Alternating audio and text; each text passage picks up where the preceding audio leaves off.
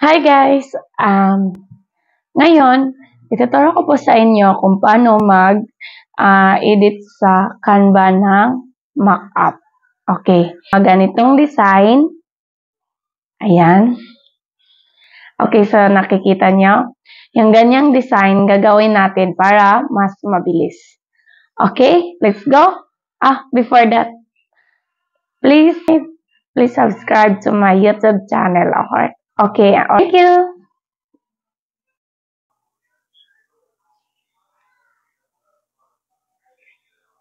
Wait. Okay, ayun guys. Punta na tayo sa Canva. Okay.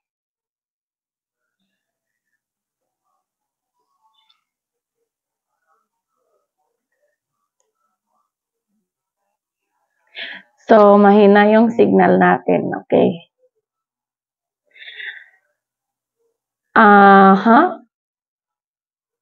Ngayon guys,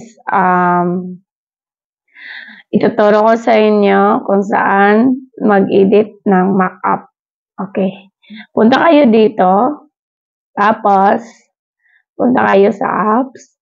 Tapos, nakikita nyo yan, yung mockup. Okay. So, mahina yung signal natin, guys. Okay. Ayan, guys. Mag-search lang kayo ng kung ano yung gusto nyo. For example, ito, meron na tayo dito. Okay. Yan, mug or tote bag. Tote bag. Ayan, may mga design. Okay. For example, mug.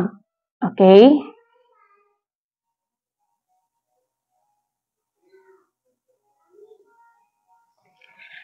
So, mugs. Okay. Sorry, mahina ang signal natin. Ayan. So, pili kayo ng design dito, guys, kung ano yung gusto ninyo na design. Okay, ayan, madami siya. Okay, yung ganito, guys, yung may crown is may bayad yan. Sorry. Okay, sige. For example, ito. Wait.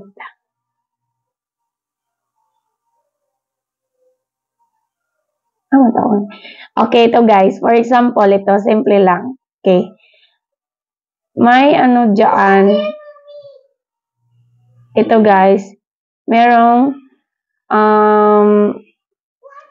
crown.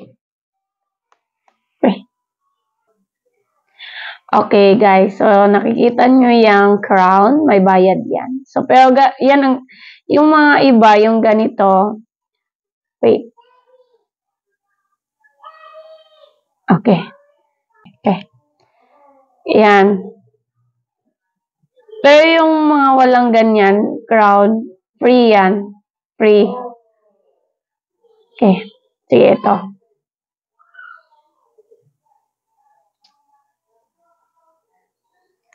Ayan guys. So, select lang natin. Tapos, mag-upload tayo ng, for example, ito. Best friends. Best friend forever. Okay. Select. Okay. Pwede nyo, ayan guys. So, diretso na siya, di ba? Ang ganda.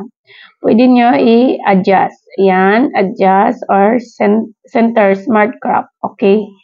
Smart crops yan na nag-adjust or hindi siya makita. So, adjust natin ulit. Yan. Yan. Okay, center natin. Pero medyo matabing. Okay. Ayan guys. So, save. Tapos, save mockup.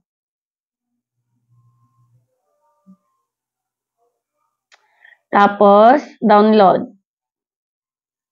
Okay, ayan na guys. So, easy. Okay. Tingnan natin. Okay. Okay. Dito sa, okay. Ayan. So, ayan guys. Nakita nyo? So, ang bilis lang, di ba? Tapos, pwede na ninyo yan print kasi may design na kayo. Yan, sa mug. So, parang totoo siya talaga na inedit nyo. Okay? Yun lang guys. So, thank you for watching and subscribe.